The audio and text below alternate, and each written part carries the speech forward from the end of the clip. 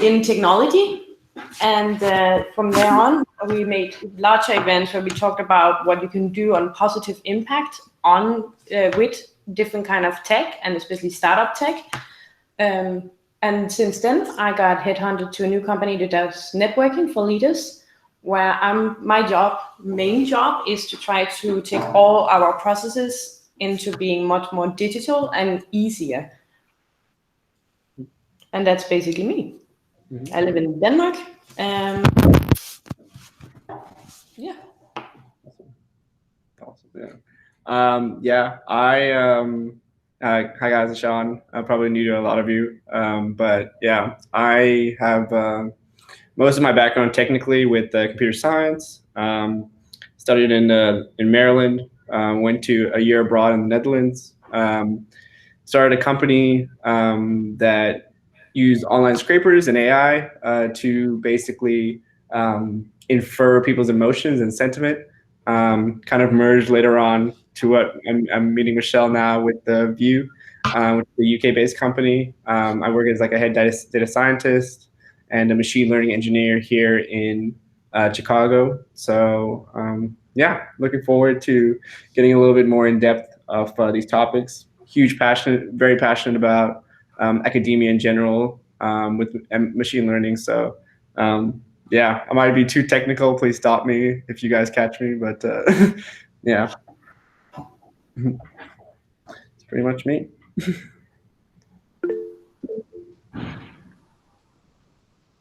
Hey, thank you. Okay, thank you.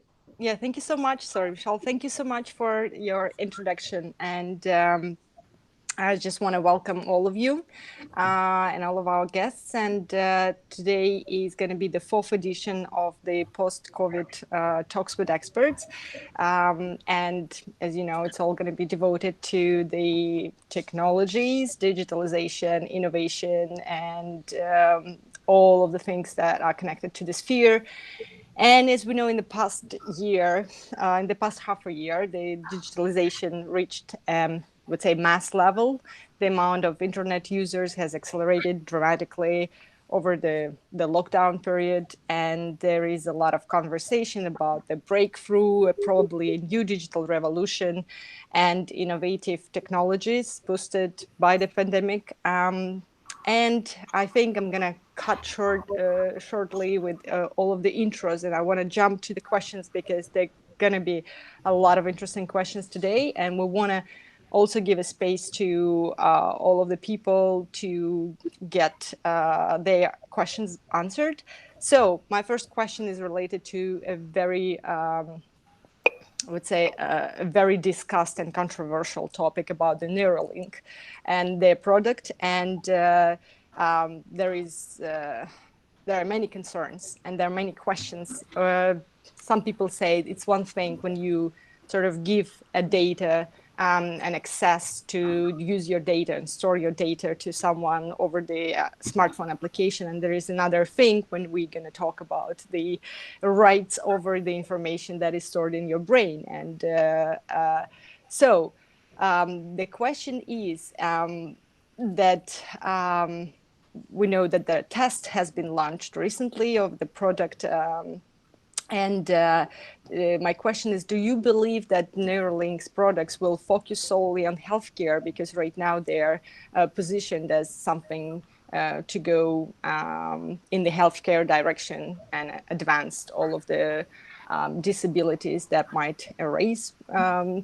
But some people say that over the time, it might become some kind of a technology that will help people to become a super people, like advance their psychological, physical, and mental abilities.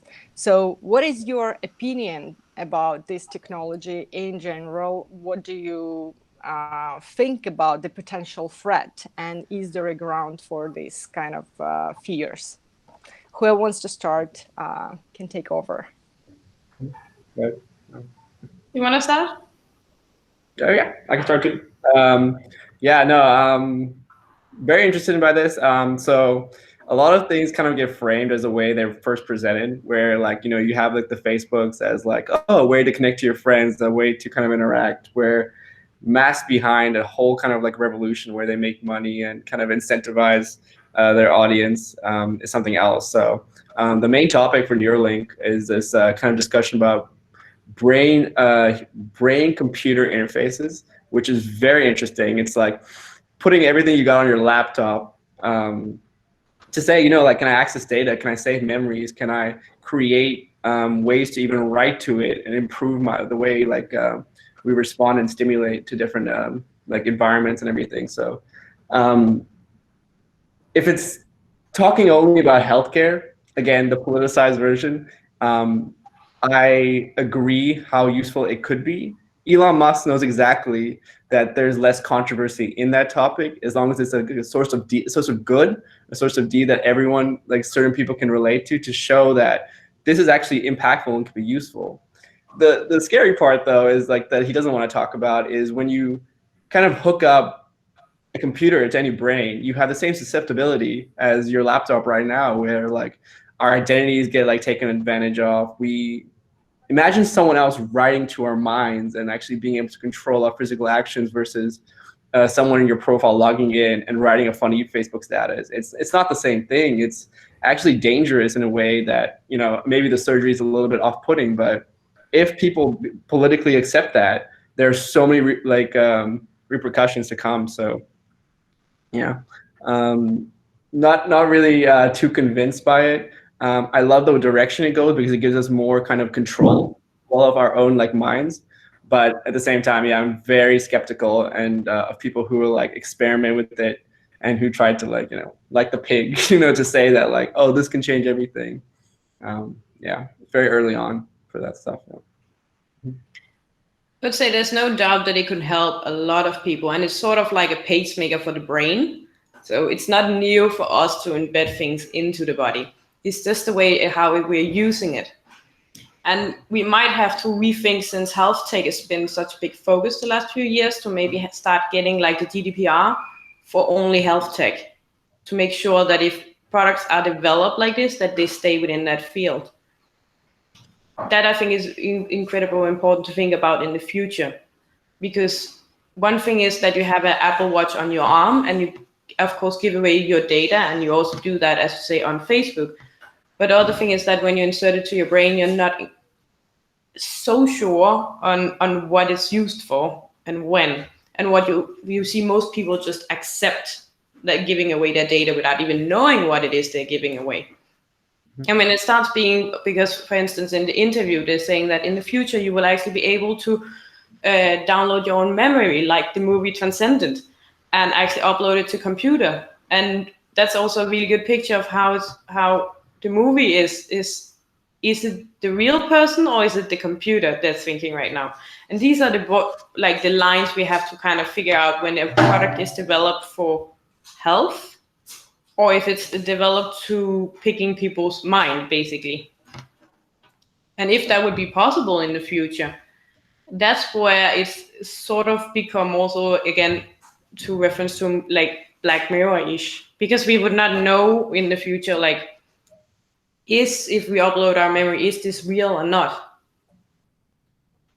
And if you, for instance, if we then don't kind of cut the line at this is a health tech thing, that would also mean that we could take it into a courtroom for a jury to validate on something like a brain implant for the future.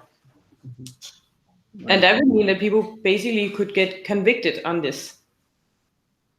Yeah. And we never really know if it's real or if someone manipulated the data, because again, it's not that hard to do. Mm-hmm.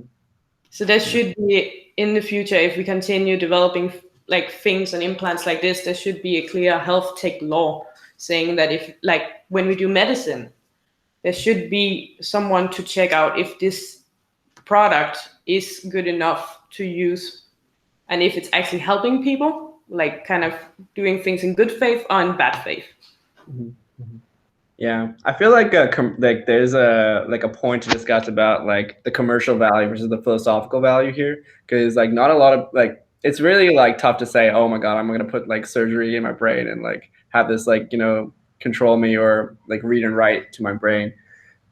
it's actually interesting because it kind of like uncovers all these like psychological elements that we like hold so true nowadays, to where like we can actually get inside of our neurons and actually see how they kind of interact, where our emotions play out, how we kind of respond and stimulate our like arms and legs to certain activities. I feel like for research purposes, it's probably the most interesting thing that's happening. Yeah, like commercially, like I agree with Amalie, and that it's really hard to say that this is going to be adoptable until we see like those good case stories that are coming out, right? Like the spinal, like kind of like reconstruction and stuff that, you know, gives us hope. But I feel like, you know, there's something to be said about what it can tell us about us. You know, there's things that we don't know about, like how we think, what consciousness really means. You know, yeah, yeah. Thank you. This is very interesting. Well, I mean, I guess we need just to sit and watch that happening. So another thing that is being bothering people, I guess, and related to the technology is the 5G. I know that some countries have been over the introduction of the 5G or more advanced networks, but there is a lot of talks, and I know that, for example, here in Eastern Europe, there is a lot of so I would say even like anger and people worry a lot about the health issues and about some of the conversation about the harm that it can cause. So it seems like this topic is super controversial, even though we're going there. And it's for many people, it's more like a jumping into the dark waters where nothing is clear. There's just like some kind of advantages as a fast connection, and but in the eyes of the many consumers, that seems to be something more like a product that is not really needed right now. So do you have an opinion about what could be the potential risks and negative effects from the 5G or more advanced communication networks, and what are the advantages? What are there on the scales of? So if you can elaborate a little bit on that. Well, you want to start? No, I don't want to. Yeah.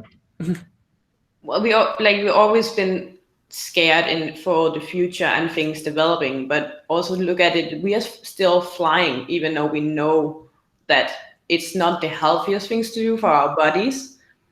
Like if you take, for instance, Chernobyl as a good example, that people are super scared to go visit the place and see the place, but you actually get more radiation by taking a plane. But it's such an everyday thing that we don't even think about it.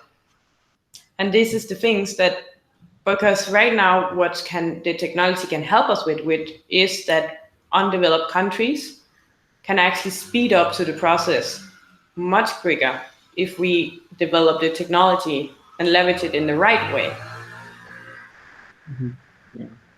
Yeah, for sure. Like I think like what you're referencing, like towards like radiation levels, maybe with it as like potential health risk. Like I think the kind of like evolution of just general like telecommunications of like 4G to 5G, you think it's like nothing that much. They just reduce the frequency and stuff to actually make it quicker. There's a lot of myths, you know, like in the States, for example, someone thought coronavirus or something like was caused by these 5G towers or whatever. The WHO completely like confirmed, like, you know, that there's no adverse like risk to 5G. It's an evolution based on like what's currently pre-existing. The potential like causes for harm are just like quicker as you increase like the actual velocity of how we like have data streams in and out. We like kind of sacrifice the ability to you know, like be able to actually like message like deliberately and have these like the frequency like absorption from our phones to like our laptops and stuff kind of like absorb into our skin and bodies. You know, I believe the WHO. I'm not a health expert, but I can see that like as long as wireless connections are like safe, you know, and it's fast and it works, I think it's a good thing for the future. Yeah. I actually want to jump in on that and saying that I think the bigger risk is that we will actually spend more time on our phones and less time actually exercising. I think that's the biggest risk we will face with 5G, is that we're going to be more obese because we're not going to move as much as we used to. Yeah, comes with education, right? It's like, I give you this brand new phone. Sure, you're like a kid and everything, you know how it works, but you're not educated about like where it can be useful and what are the potential ramifications of just spending hours like staring at a screen and stuff. So, yeah, that's something that's definitely got to improve, just with all these new innovations. Yeah. Well, thank you so much. I think my mom will sleep calmer today because she's very concerned about the 5G technology and like all of the conversation about switching her mobile operator to 5G. She was like not happy about that. Anyway, so coming closer to a more pragmatic questions, you know, so no more scary stories. As I've mentioned before, there are some conversation that going on around the new digital revolution, and as the humanity reach some kind of like a point where we can boost and probably like, you know, go further with the evolution in a digital way. So do you think the pandemic draw us closer to that event? And what exactly shall we expect from the digital revolution, and what it's going to bring to our life? What's new? How new our life going to become? Yeah. I mean, to be honest, it's already normalized, right? Like right now, like we're look how we're interacting. Like obviously, like we can say this is pre-COVID and stuff, but like it's been normalized for a while now. It did take COVID to kind of like, you know, spark that like first kind of usage of technology. But I feel like I mean, this is like an open question. Even like I don't know in Eastern Europe and stuff, but I think in America people have adapted very well to it because this tools already existed and stuff, so they don't have that you know, lack of like, oh my god, how do I engage with my like my coworkers and everything? Like it already exists, and you know, it just paves the way for you know, just better kind of ways to use the technology. Like Zoom has become all of our best friends because it provides a service that we didn't think was so valuable. Yeah. I also think that we have to think about that it's like technology is a tool for us to use, but it doesn't, you cannot just say, okay, now we're never going to meet each other again and we can do everything online, because every Zoom meeting you start with someone, or like now Google Meet, you start off saying, I miss seeing you in person. Like you're missing seeing people. You see that today, that even though they're trying to make maybe a second wave of a lockdown, people start making underground parties and meeting up and taking walks in parks for the first time probably in a long time. So I don't think that we can just say, okay, everything is digital and we are fine with that, never meeting humans again, because you cannot swap a Zoom meeting out from having sitting face to face, and that will probably never happen. Yeah. We will still use it as a great tool because we want to talk with people from across the world, but it's still something about sitting face to face and seeing the real expression in people's face that it will at least take a very long time before we will be completely fine of not sitting across from each other, having a coffee and seeing the expression of their faces. Yeah. I have a question for Amalie. Yeah, like in terms of like if I had a coffee and you had a coffee, like how different is that experience, you know, like from actually sitting across each other? Because sure, like there is that like physical connection that you make, you know, with someone while like you're sitting like right there, but you know, when we talk about the word replaceable in terms of like experiences and stuff, like we come decently close to doing that. And you know, like I had dreams as a kid, you know, I'm like, oh, I want to live on an island and be able to work from wherever in the world, because you know, technology and like the internet allows me to do that. But you know, just separating from like friendships and stuff, do you think like work has a future of being fully remote? It can be fully remote, but you will still go seek other people. Of course, we see a lot of people who are digital nomads that have a perfectly fine or perfectly very, very well good job, but they'll still go out and seek networking, and they go out because don't forget that we only get a few senses stimulated by sitting in front of a screen. Mm-hmm. We only see and we only hear.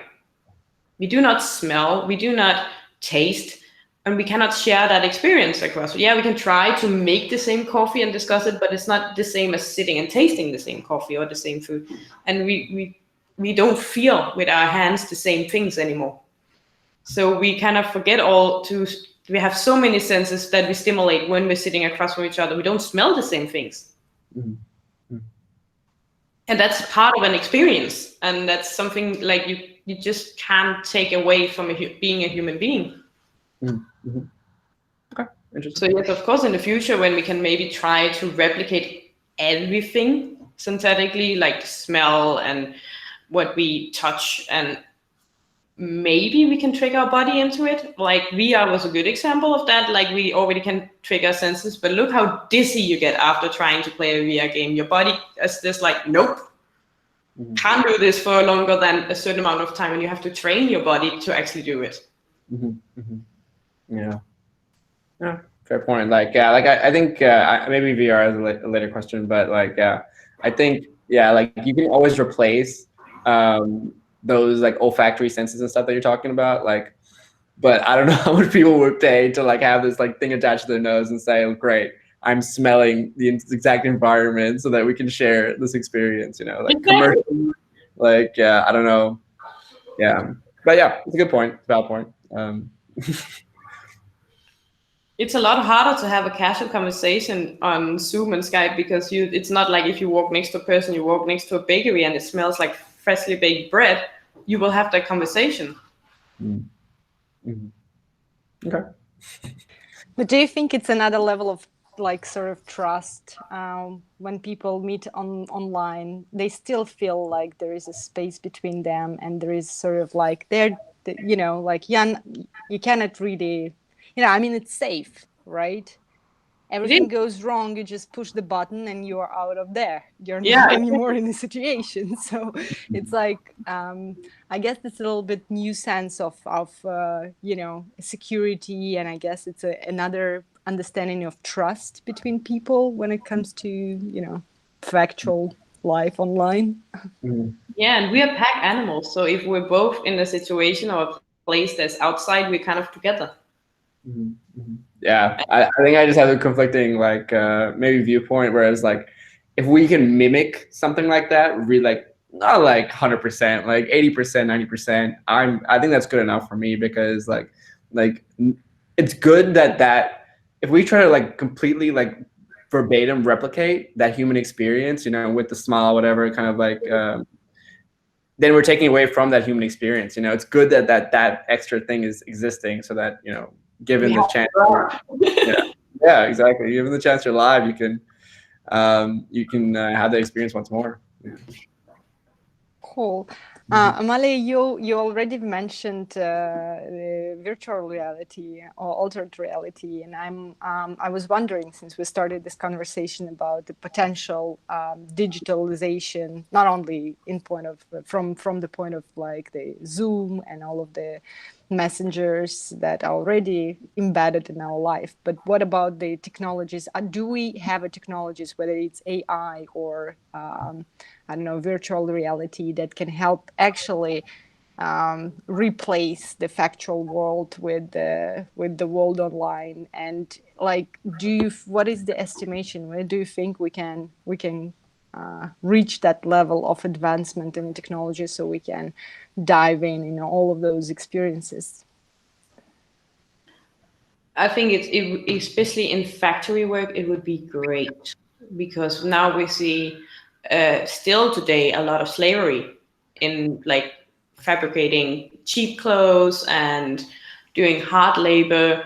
And we were not made to do hard labor as humans being. Like we were hunter gatherers, and then we found out that it would be easier to farm, and then we completely wrecked our bodies. And today this is still happening, and some of these technologies could really help big industries to not spend to make like clothes on a dime, and make other countries to like make other workers in poor countries work for nothing. And I think that's where we really have to look upon where we can use this kind of technology in a better way than just enhancing our experience of having a meeting. Would be that we would sit on a VR headset and talk to each other. Yeah. That's interesting. Yeah. I think, yeah. Another like sorry to maybe divert a little bit, but like AR and VR like are like maybe like coexisting like in this maybe the same conversation. But yeah, with just VR, like I think like I was part of like a VR. I was very excited by the technology and stuff because like you can do gaming, you can be involved in an entirely new environment and stuff. So it's great. But obviously the cons are like I lose touch of what reality is. I get dizzy. I can't concentrate about what's going on anymore. And despite being in this like really stimulated environment, maybe I'm like training to be a pilot. I'm training to like ride a boat. Things that it can be replicatable. Like it's great, but for the everyday usage, like you said, like you can't like use it in an effective way. So kind of pushing that discussion to say that like maybe VR isn't always the correct answer. And maybe if we're like completely desensitized to everything and we have like these things on our head, maybe. I mean, I don't want that, but we have instead these goggles, like the Google goggles, where like they actually try to add on to what we see and kind of like say, oh my gosh, like I can analyze your age or like whatever birthday day and stuff, and even know where I'm going, directing myself. It's like simple things like that, and maybe replace like the phones and stuff where like right now we're like, oh my gosh, like our grandparents didn't even have these huge massive phones. Maybe like 2 or 3 generations from now, it's like, why are you carrying these little like metal devices all the time? You guys look ridiculous. Like just put on your like glasses or something, like so. Yeah, it's hard to navigate how important it is right now. It seems exciting, and I think replaceable to what we have. So, yeah. Oh, thank you so much. I was wondering, since we already started to talk a little bit about the business side and actually the technologies that touch our everyday, consumption, or maybe like the way we behave. So a question is like, how good technology go hand in hand with sustainability? Is there anything that you might see in the future that we might give up, or we have to give up in order to, choose between digitalization or sustainability? Or is it something that can coexist in a very nice way and manner? Do you have any opinion on it? Yeah, definitely coexist. Yeah, I would say like like that should never be mutually exclusive. Like we should always build things that helps us in the end, right? Like whether it be like advanced recycling. Like there was a really cool article yesterday, actually, like in the U.S. where it's like so many people are so irresponsible with trash that they can identify materials where what's recyclable and reusable and stuff like that. So I'm definitely in the camp of coexisting between sustainability and digitalization. I am too. I think really also because, for instance, the fact that we become much more aware of it, as to jump what you said was, we are much more aware of what we're doing because of digitalization. The word spreads faster about like you see how everyone, not only because of a meeting between politicians, but we all it's become fashionable, and that's because of series on Netflix or videos and posts on. So we all start thinking about sustainability. Now it's just the question is, what is sustainability? When is it sustainable? And also the other thing that we also have to wonder is that, for instance, Facebook's large data centers, they take a massive amount of energy. And we have to start thinking about how do we produce this energy? Because if we continue this way, we will have to produce so much energy that we need to find a source that's better than we currently have. Right. Yeah, there was funny thing about like Bitcoin, for example, like it takes about an entire country's like electricity, and I don't know where that electricity is going or how it's coming back. But if we think that's like a future currency and stuff, like I don't know how sustainable, right? Exactly. And blockchain, it's crazy the amount of energy it takes. Right. Yeah. Yeah, I mean, like it's difficult, like because then you're like kind of playing with the subject where how do we get more energy and stuff, and do it the bad way, which is like the oils and how we actually get energy right now, versus the sustainable and like natural way to get like kind of energy, but. Yeah, it's a difficult discussion because, like, at one point, we hope that, like, oh, we're definitely gonna run out at one point, right? Like, there's no way that, like, now that we've like really found our use and actually dependency right now on using all this energy. How do we maintain that? Hopefully, go to Mars and find something, but like, it's really difficult. Yeah, can you imagine a world without internet? Yeah, We run out of power.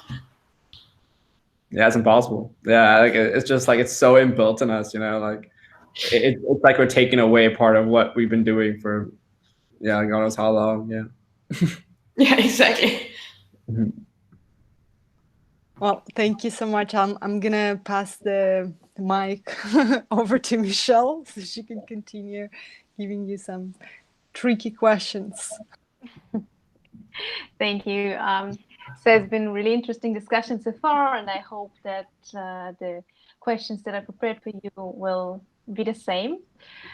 So we already discussed a few of the pros and cons, advantages and disadvantages of the digital age that we have right now and different technologies.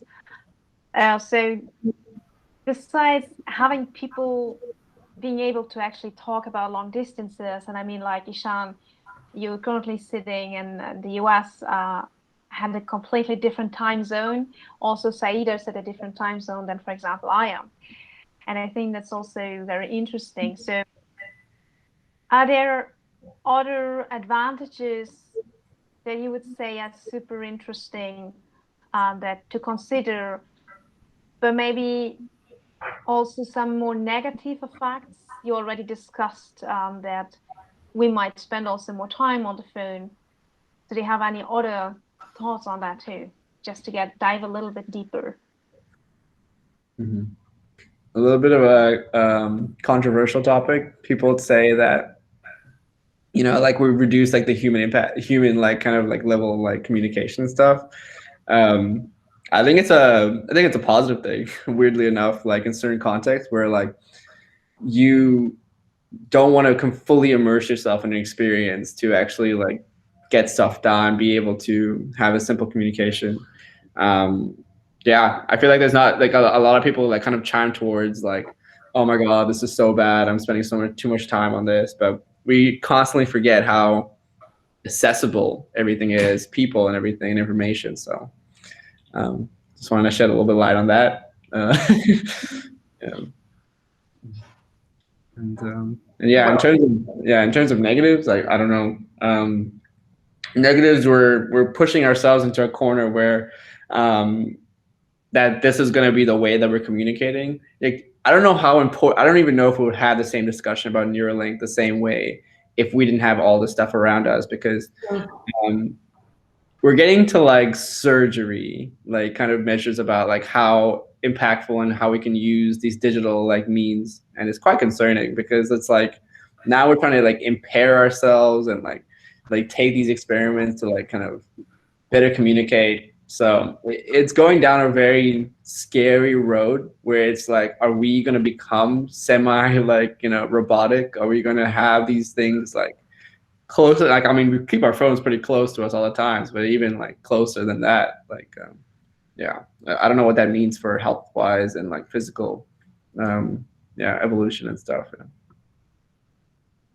One of the topics that I really, really like discussing is diversity within coding and programming. I think it's super important to start looking at because the language is primarily made by the same type of people.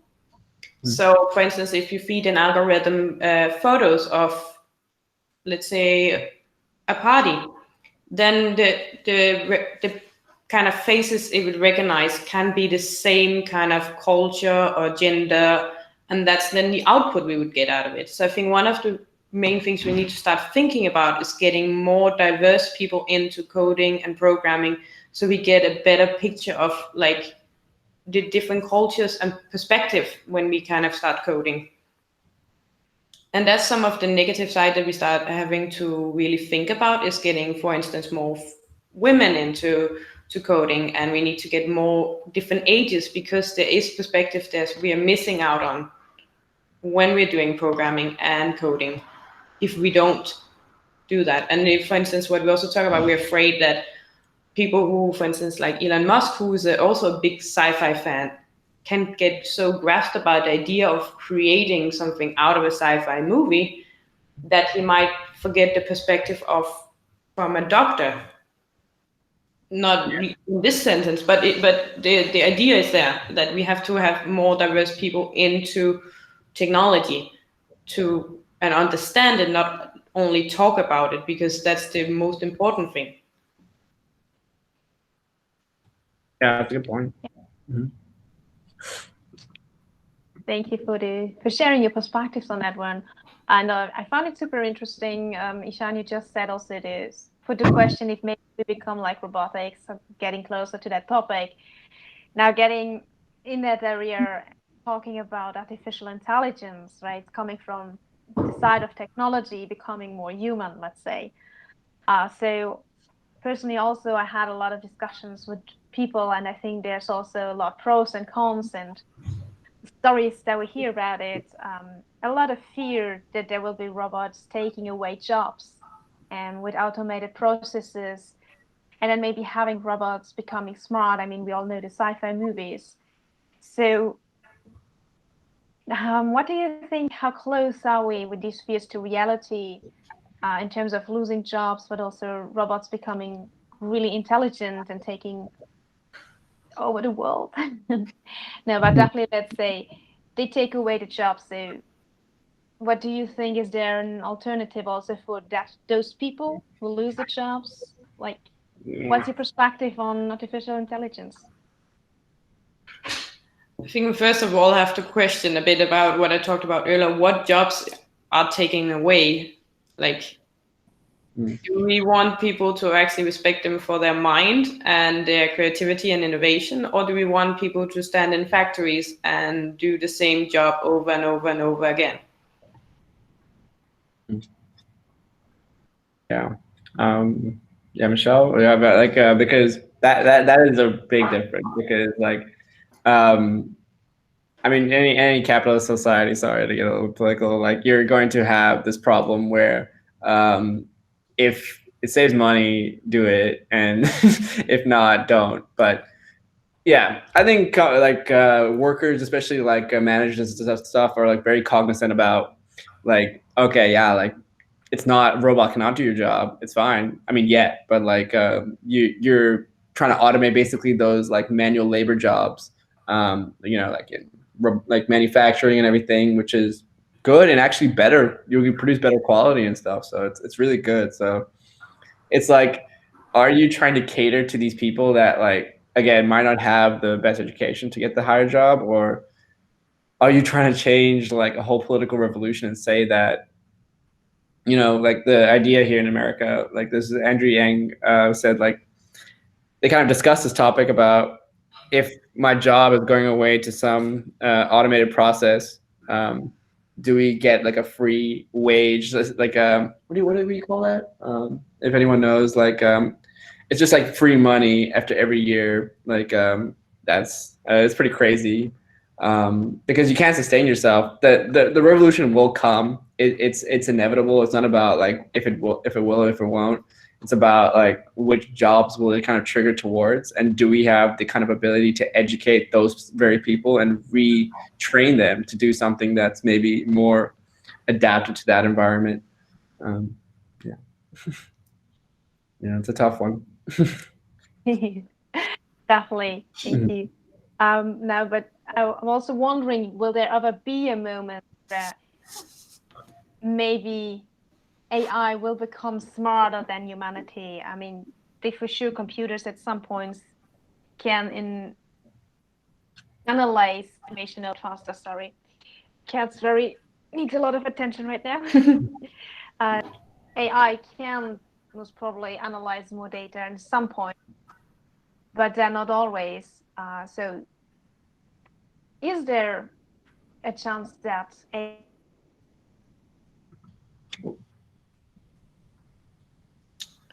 I think she's frozen.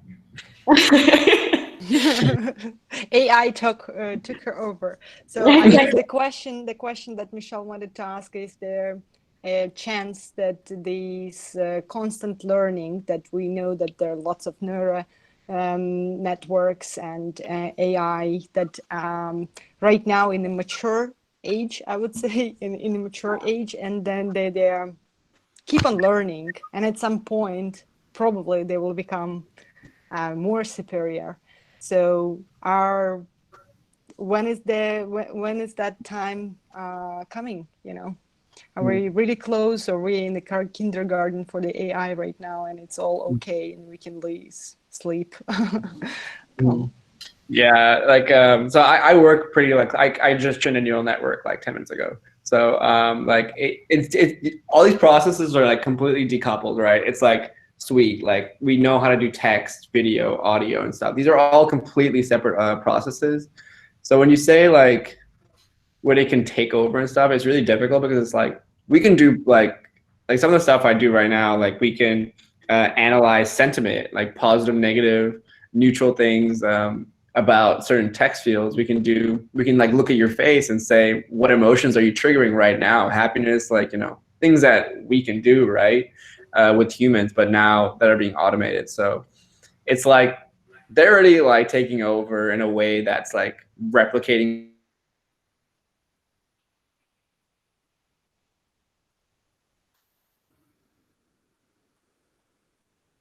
I have a sense of feeling that Google are not that happy that we are discussing this topic right now. Yeah, okay, so it's not just my laptop right now. What did you do, Michelle? I haven't done anything yet. So let's see if we can catch up back to. Yeah. There are more people having trouble with the connection right now, I think. See, I'm telling you, Google don't like us having this kind of discussion. Okay. But we reach a fair and a good point. Is like right now AI is very good for analyzing, and I believe we are far away from having AI taking over. Oh, there he is again. Welcome back.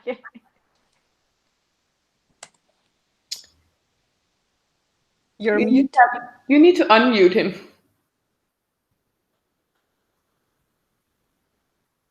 Yeah, sorry. Yeah, like there's some random storm, so I apologize. My whole power got out, so my internet using data. Yeah. I don't know where I was. Do you guys remember what the last thing I said was? Well, you said about the machine learning and how far in the process we are. Yeah. No, I mean, it was just like a feedback question about like. I think they're everywhere. Like we've already started like the hedge funds. I work for a company in Silicon Valley where we would analyze news articles to see what topics are being discussed all the time, talking about like what do traders look at right now, and how to make money. So it's like they're taking over politically. Yeah. It's already sort of happening. Thank you. Ishan, okay, you're still with us. That's great. You people who, because they're not working in a factory, not doing the hard work, right? So my next question is coming back a little bit to that, because would be about how inclusive will we be with digitalization? You said that it can propel forward developing countries. To digitalization technology. Yeah. I hope you can hear me. Now I can hear you. And so my question, if you can still hear me, on that is actually inclusive and digitalization.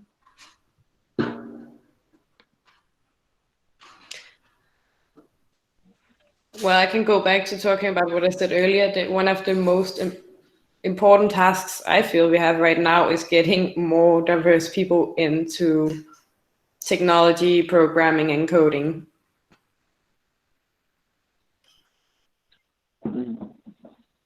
And that's also why I went to go back another notch, that 5G is going to be amazing for some countries, because that would mean that we could get more broader perspective into technology from both a cultural perspective and a gender perspective.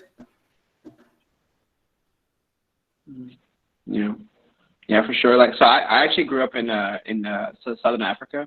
So like, I think she's talking about like in global unemployment and poverty and stuff. Like, dream personally, like, is to actually create this as a superpower, AI. Like, people like kind of malign like the actual use of it, but what's actually amazing is that it's smart enough to like kind of like be really good at these small little tasks and everything, and to almost build jobs. Everyone says it's taking away and everything, and that's true for sure. Like labor intensive stuff like that will happen. But I'm actually interested in the actual reverse, where you can actually sustain an economy based on the empowerment of like these AI, like like robotic builds and stuff. Like if you create manufacturing jobs and stuff, you need people to manage it and create it. But the wealth you build off that, especially in these low like social economic like countries, you create millions of jobs because like you're empowering your workforce. You're saying that like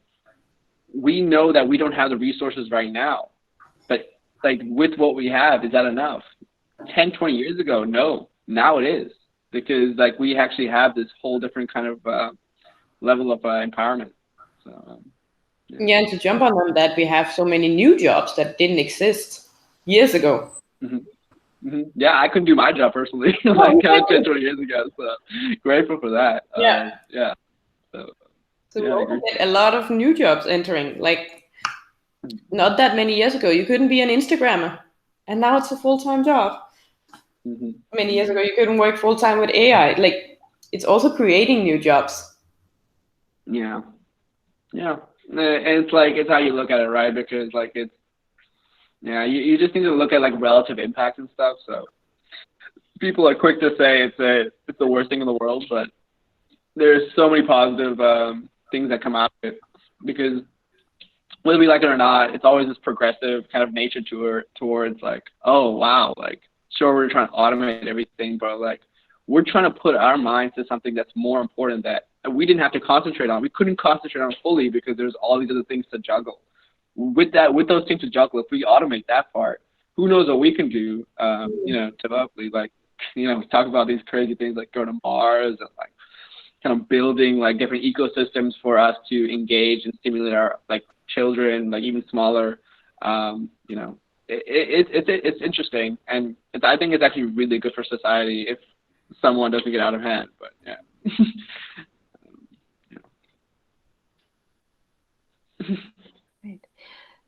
So I'm back. I'm sorry that the internet connection is not so stable. Apparently, they do have an issue with us discussing digitalization.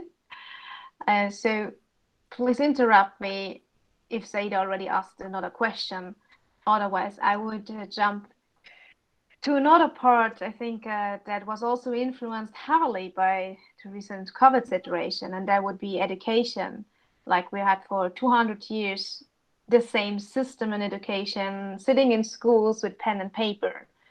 And there was a strong, well, let's say, feeling against changes in education. Now there was very often no other solution. So with the progress we've made in the last few months, how do you think education will look like in the next 10 years? I think there's a lot of really cool perspective of this, because one thing I think it is important to go to school and learn how to interact with people. I myself was a super introvert, and if I weren't pushed by my parents to go in, like, interact with other people and other kids my age, I would probably not have spoken with anyone today. But there's also the thought of, like, what are we educating our kids in? Because a lot of the things we get educated in can be a bit useless. And then there's the last thing is also, for instance, in the US, how expensive it is to send your kids to school. It would mean that more people could get higher educations, or like at least just the education they want, not higher, because, for instance, I'm in a country where we are seriously lacking plumbers and electricians and painters and labor. But at least the education they want and what they want to do. And technology could actually help that the educations would be cheaper for a lot of countries, because they would actually be able to log in and see their lessons, and they could stay at home if it weren't a possibility for them to go to the school. But I think we also still don't, we never have to forget how much it means for a human being to actually meet face to face and interact, because you can, as we talk about, you can log off and then you will never learn to interact face to face.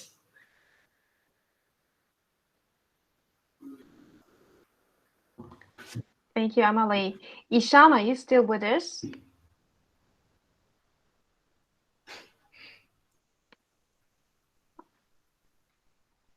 We are not close to the digital revolution, you can say, from the internet connection. When are we getting way to go? Way to go. Where is the 5G? You know, where is this fast connection? Exactly. I remember that the best internet connection I ever had in Lithuania. Okay, let's give it another try.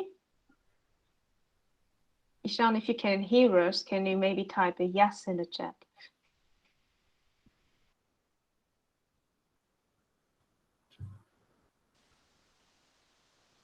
Okay. So otherwise, I would already proceed with the next question before we get over to the Q&A. And then see, as soon as Ishan's coming back, you can rejoin and jump in. So now with everything that also was said, and we've also been discussing already that people might spend more time on the phones, on the internet, watching series. I mean, now also during COVID, Netflix and all the streaming accounts had a raise. And I myself made the experience that for the first time in years, I left on holiday without my laptop, and it felt very awkward in the beginning, but then also very freeing. And I guess I wouldn't have done it if I would not have spent so much time before that on the internet. So question here is, how do you see that the leisure time will change in times of digitalization? Will we then completely be consumed by it, or will there be a shift?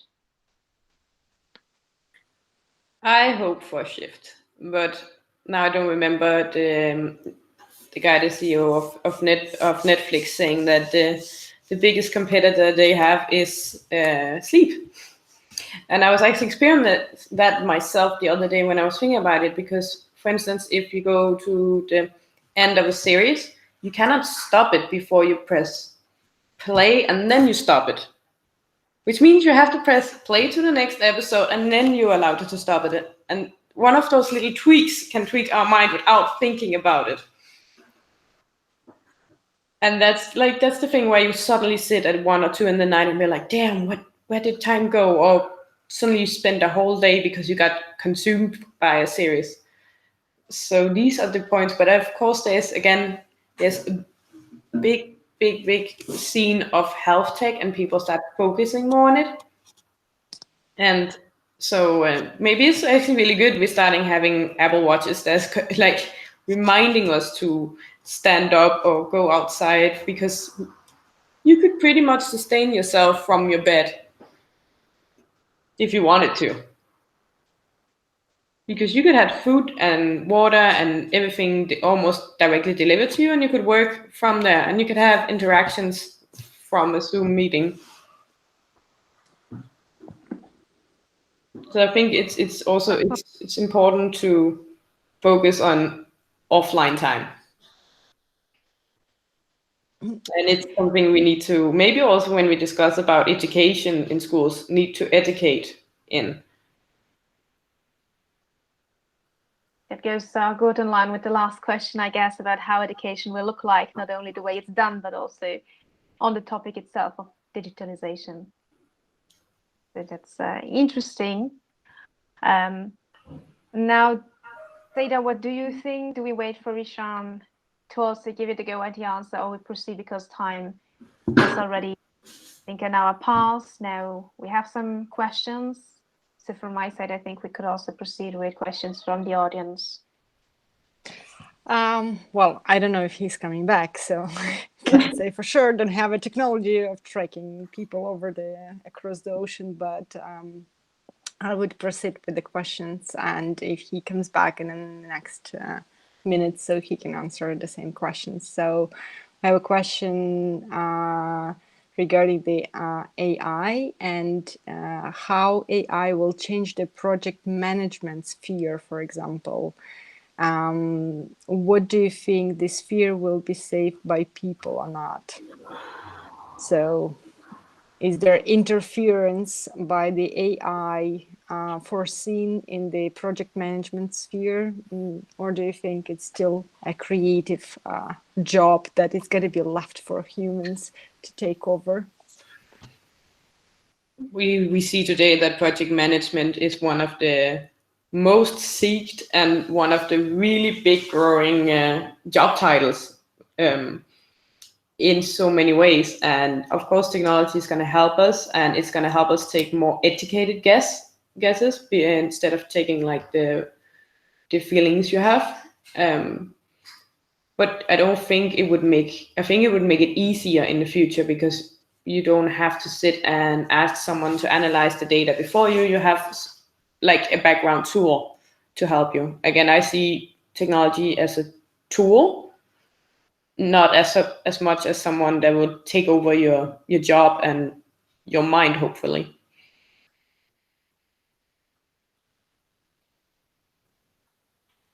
Cool. Thank you so much, Amalie.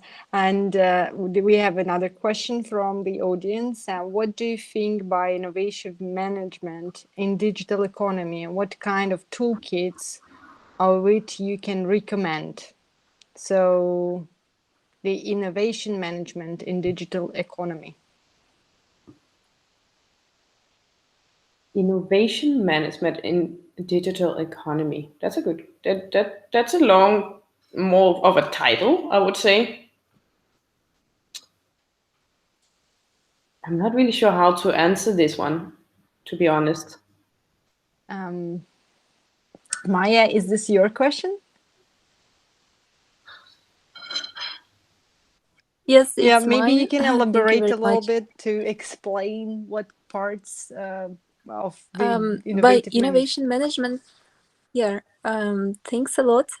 By innovation management, some people just don't understand about maybe some management, how to manage people in this way. But I mean by innovation management, for example, just using mobile technologies, mobile apps or websites. It like a be innovation management, how to use it, for example. How to use innovate, like it, so how to use like apps. So how to use technology in management as a whole. Yeah. Well, management is one of the really interesting things to discuss, and also why I work like right now for a company where we actually put leaders together to just discuss management, because it's something not with a default answer. it really is individual for the person, the company, and the team. And so you can never put a frame around like this is perfect good management. That's why we keep discussing it, and it even varies if you're in the public sector to the private sector. Well, one of the key things we always hear about is transparency and communication. Like that is the key things that all teams, and when you're a worker, you ask for communication and kind of knowing, can you trust your boss? Can you trust your company you work from? Purpose leadership is a word that we hear a lot. So one of I think the key elements is being almost over communicating with your team, and instead of having them standing. And you see that also during COVID, where there's a lot of people just being like, I don't know what's going on, and I don't know if I have a job, and what's going on in my company. And that creates kind of a fear, which also disrupt like businesses, because if you have a whole sector that's like walking around with fear. So I think security is one of the best thing to give your workers as a leader.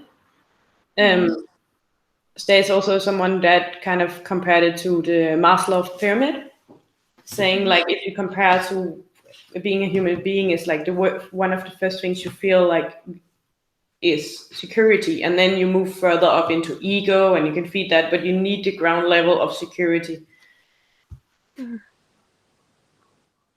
Okay, thank you very much. You're welcome. Okay, I hope that was answered. And do we have... We have one more question, and I think Ishan is also back by phone this time. Okay. And yes, so maybe we can go with the last question for the audience to answer both. And then if we have some time, get back to the last question that Ishan missed. Because I think it's interesting to also get his perspective on that one. Okay, so the question that we also received from the audience is how will the digitalization affect the general human attention span of future generations? And how to close the gap of differences in dealing with digital information in different age groups? So there's a two big questions, I guess. So if you want me to repeat, I can repeat. So how will digitalization affect the general human attention span of future generations? And how to close the gap of differences in dealing with digital information in different age groups?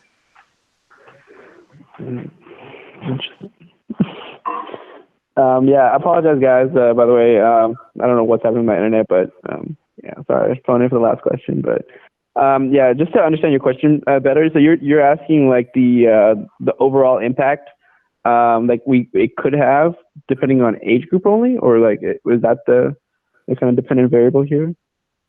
Okay, so there are two parts to the question. And the first part is, how will digitalization affect the general human attention span of future generations? Yeah, I mean, there's like arguments to say that it will actually like reduce it, because it's very easy to get these bubbles of information to constantly kind of appease, what you want to know, what information is important, and what's entertaining at the same time. But there's also like a kind of argument to be made that like it could increase your attention span, to say that it actually brings you to kind of focus more into it and towards a topic. Gives you allows like these digitalization like techniques like allow you to like use the internet to grasp larger concepts. Allows you to actually get more focus in where like the opposite is like on a library. If I'm like spending 30 minutes on like a book, I don't know if I'm going to be more focused on the problem if I had something like the internet, for example. Amalie, would you like to add something on this question? Yes, I think it's unfortunately our attention span is getting shorter and shorter, and Like I can even say about myself that I cannot watch a Netflix series without doing something else in the same time. I have dozen tabs open on my computer, and if I want an answer on anything, I want it now. So, and I think that's a whole generation we're gonna have. It's like everything is gonna be quicker, and we expect answers quicker, and we expect things to be like, we are so used to having chats where if you don't reply in a chat very quickly, people expect something that's wrong. Or so our attention span is definitely going down. We might have to practice that in the future, but is it necessarily bad that we do? Our attention span is not as long as it used to be, or I think that's more the interesting question. What would it do? Is it really good to be bored? I feel like, if the more you're bored, the larger appetite you have for information. I think because I think that comes off from a consequence of just actually having those that pieces of information at your fingertips. You have that kind of sense that you need something else to to kind of focus on, but it comes down to how you use it, right? At the end of the day, you could really cater to the information that you care about, to say that really narrow down, do in-depth research about particular topics, versus just scrolling through a news feed. It's all how you use the mediums at the end of the day. Thank you. And we have a second half of this question to be answered. How to close the gap of differences in dealing with digital information in different age groups? Yep. I personally really love this question, and I love asking myself the question. I also heard a talk today about the same things, because then a professor was saying that they were already too old to actually change anything or matter, that no matter how much they wanted to change some things, that they were already the past. And I felt that was kind of sad to think that maybe that it's only of the future generations, they're right. So we need to think about how we can in the future include more different age groups into technology. And that's also something that we have to get used to, that when we get older, that we have to continuously learning.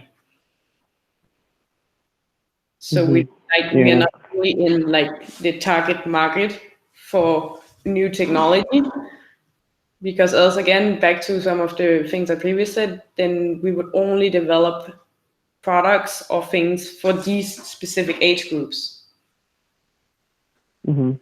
Yeah. I think at both ends of the spectrum, we're starting my friends siblings who are just kind of growing up are starting to use iPads, becoming super in touch with kind of getting used to user interfaces and things that are digital. Whereas in the opposite end of the spectrum, you have the older generation that feels like they're just being left behind. And it's hard to say that it's going to be easy to learn and everything, because it is difficult to learn when you're older. You can say though, as we kind of grow older, generations will kind of be more adapted to technology. But for that kind of representative population who struggle with it, who are usually a little bit older, it's about putting resources and time into that. They're always they have that general stereotype where it's why are my grandkids helping me with their with learning how to use a computer? Yeah, it's tough. It's just to kind of I guess have more purposes for them, health monitoring and stuff. You have to get them excited by it and kind of drawn in. It's tough to do. Yeah, the same way as the younger generation. Yeah. I also think that we have to put on ourselves to have the patience to learn our older generations to get into it, even though it's hard. Trust me, I learned my grandmother to use Facebook and Instagram,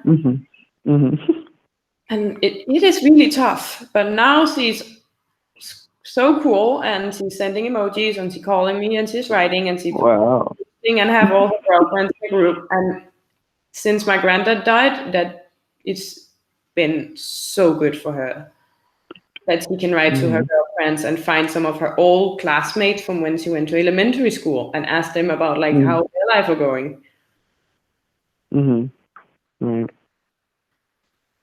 Well, maybe also the technology will help us to go and actually commit this kind of learning process faster. I don't know whether Neuralink will be a helper, but I mean, it definitely can accelerate some kind of parts of the brain or departments of the brain so they can work faster, and the connection between two parts of the brain will not going to be lost. So maybe the learning process itself would be looking a bit different in the future, and it's going to be easier to keep this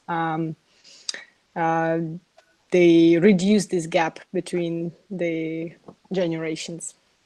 We'll see anyways, but I know how, yeah, once they learn, it's cool. I take my mom, like she's also on TikTok, you know. I'm not on TikTok, my mom's on TikTok. So, you know, once they learn, they can actually go even faster with a faster speed, I think, than some of the younger representatives. I'm not on TikTok, and your mom is. I know, like I'm not on TikTok. She is. She's like, you know. So sometimes I catch up with what's going on TikTok from my mom. Like she's having all these cool, you know, cool channels that she's watching. Anyways, yeah, I know. Guys, do you have any kind of questions from the audience? Have anyone wants to ask their own question, because we are coming close to the discussion, and I was just wondering if someone left their personal question for the end of this conversation. Okay, so okay. So then we have, I'll give the word to Michelle, because she was wondering if Ishan can answer a question that he skipped. And then I think that would be the... Yes, so they were, I think, two short questions where it's just interesting to get your perspective. I think the one where you dropped out was the one on education, basically on how will education look like in 10 years regarding digitalization, and the way we progressed already in this short few last months in COVID. So Ishan, what do you think? How can you imagine how will be?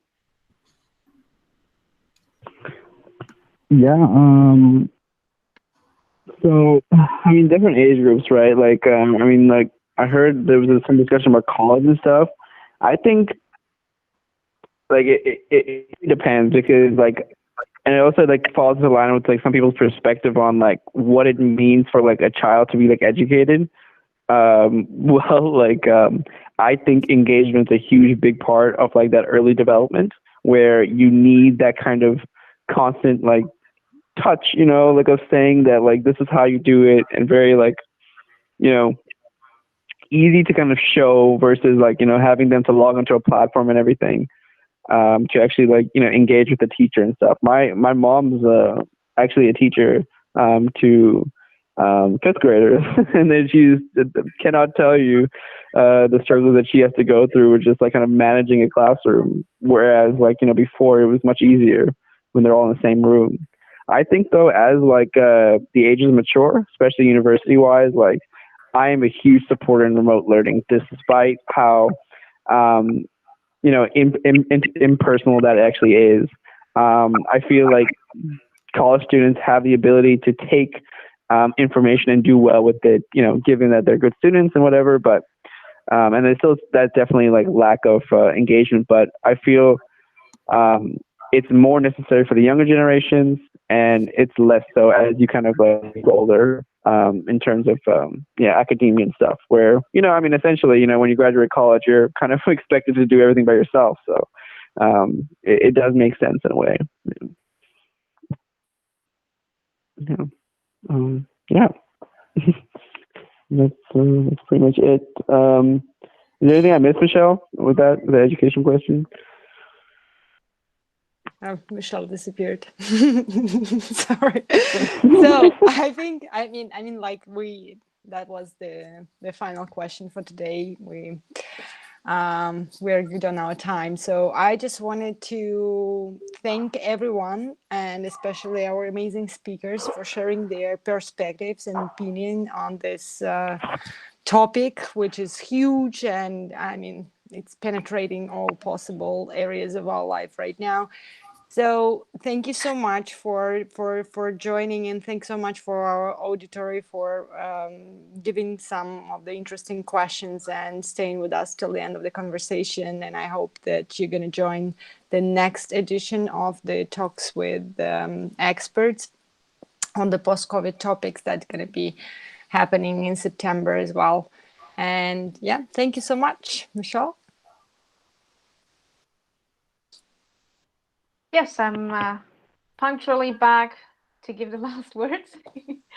So thank you all for your patience and for the interesting questions and commitment. Otherwise, nothing else to add. I wish you all a very nice evening or nice day, depending on where you're at the moment. And hopefully see you soon. Thank you so much. See you soon. Thank you. Thank you so much for joining. Have a good evening or day. Bye. Bye. Thank you. Bye.